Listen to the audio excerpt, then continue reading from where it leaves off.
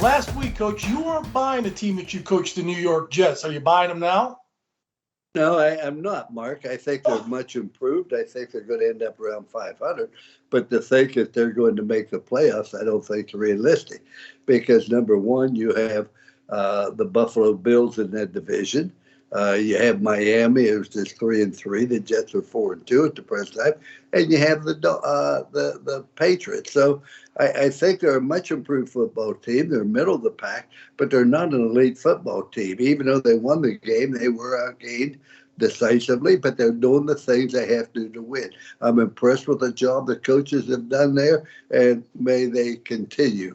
Carolina Panthers interim coach Steve Wilks had to throw wide receiver Robbie Anderson off the field during a game, and not even on the sidelines, just remove him from the field. Have you ever been in a situation where you had to tell a player that get off the field? No, Mark. I think that if you're going to have a problem with that, comes in practice, never in a ball game like that. I have had some difficulties in practice where players get frustrated, get in fights or things along that line. But the only time I ever really had a real problem with an athlete at practice was a guy by the name of David, who ended up playing with the Jets for 7 years. It was an excellent receiver. And I was working with the offense. I get down with the defense at the end of practice. We come in, and the coaches said we had a problem with David Knight. I said, what's the problem? He said he wouldn't get in the huddle. I said, what do you mean he wouldn't get in the huddle? He said he refused to. So I went to see him in the locker room. I'm not real excited. It's my second year as head coach. I said, David, they tell me you don't want to get in the huddle. He said, why should I?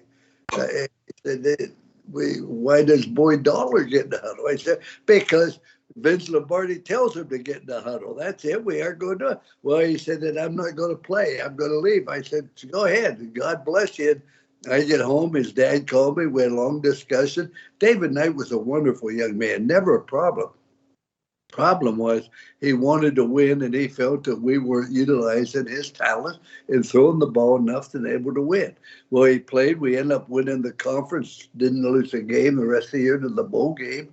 And as I said, he played 7 years in the NFL. Wonderful young man. But that's the only time. Those problems will come up in the practice field, not on game time. Because if you have a problem with them at the practice, you aren't going to let them there during the game.